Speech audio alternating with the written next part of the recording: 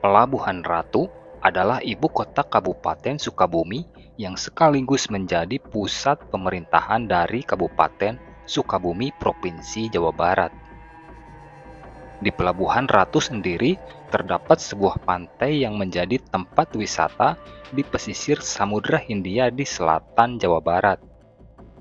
Lokasinya terletak sekitar 60 km ke arah selatan dari kota Sukabumi. Pantai ini tidak hanya menjadi lokasi tempat wisata, tetapi juga menjadi sentral aktivitas para nelayan yang berada di sekitar wilayah Sukabumi bagian selatan. Sehingga lokasi ini menjadi lahan perebutan kekuasaan bagi para preman. Baik para preman asal pribumi ataupun dari luar daerah. Mereka saling beradu kekuatan untuk bisa menguasai wilayah ini. Karena bagi mereka, lokasi ini merupakan ladang cuan yang tentu saja bisa mendatangkan pundi-pundi rupiah dengan cukup mudah. Dahulu kala, di wilayah pantai Pelabuhan Ratu, terdapat seorang raja preman bernama Sentot. Ia merupakan sosok pentolan preman yang sangat ditakuti dan disegani. Tubuhnya tinggi besar, kekar bertato, dengan rambut gondrong terurai. Sentot dikenal sebagai sosok preman berdarah dingin. Dia tidak banyak bicara, namun sekalinya dia marah, habis sudah. Di area Pelabuhan Ratu, ia memiliki belasan anak buah yang semuanya tunduk dan patuh pada Sentot. Tidak ada satupun dari mereka yang berani melawan Sentot. Setiap hari, Sentot dan seluruh anak buahnya hanya hidup berpoya-poya. Mereka palak sana-sini, peras sana-sini, kemudian hasilnya mereka pergunakan untuk bersenang-senang. Mereka tidak pandang bulu. Mereka tidak mengenal belas kasihan. Yang ada di pikiran mereka hanyalah keserakahan dengan menghalalkan segala cara. Sudah beberapa jawara yang mencoba untuk menghentikan Sentot. Mereka berusaha untuk mengalahkan dan mengakhiri keserakahan Sentot CS.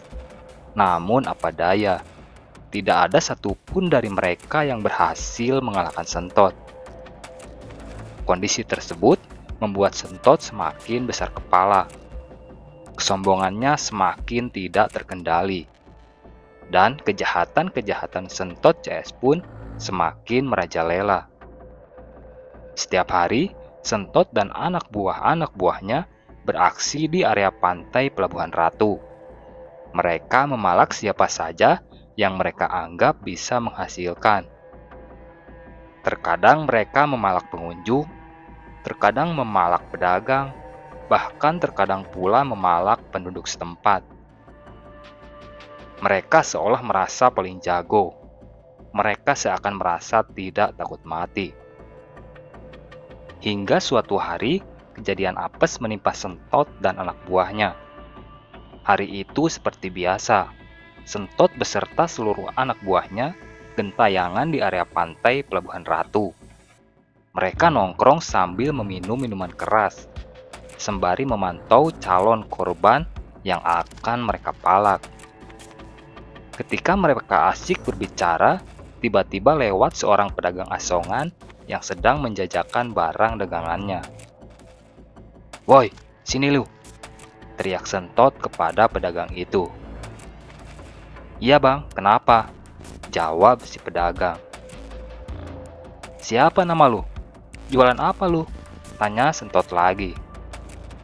"Saya Gugun bang, saya jualan minuman dingin," jawab Gugun si pedagang.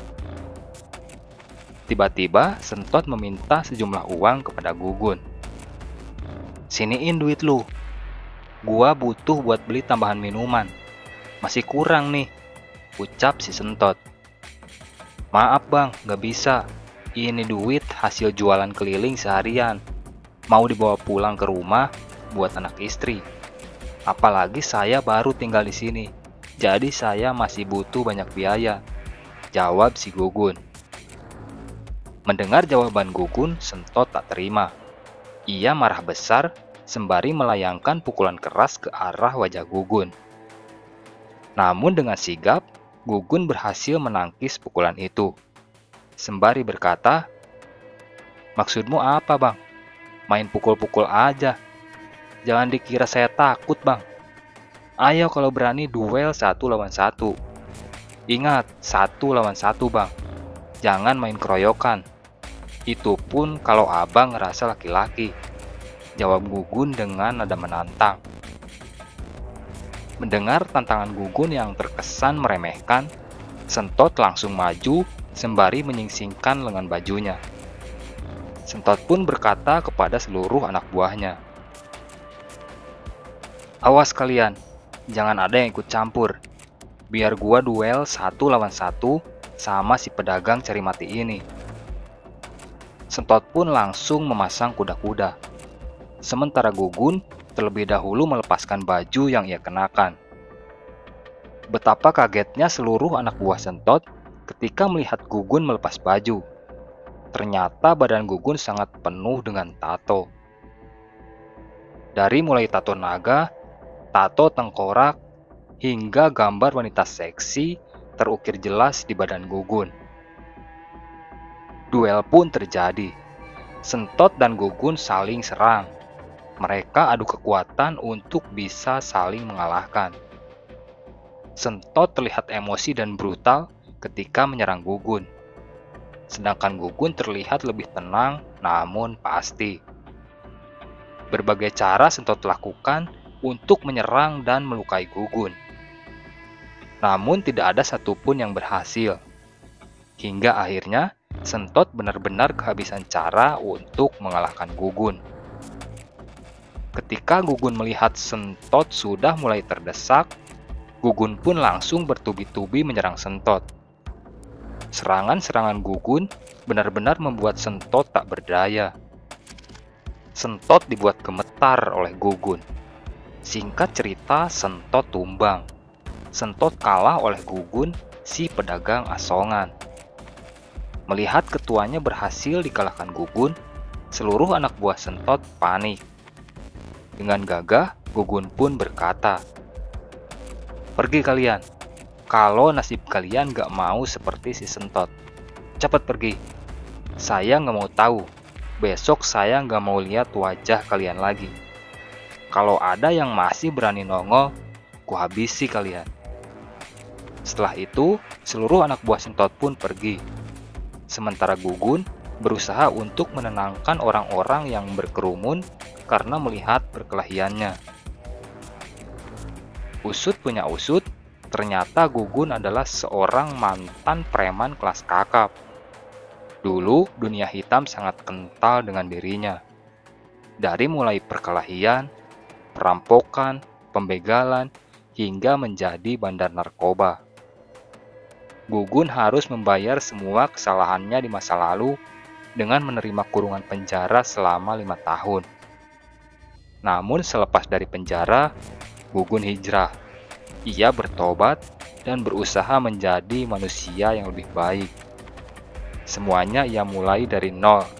Ia menjalani hidup apa adanya, bahkan sampai menjadi seorang pedagang asongan.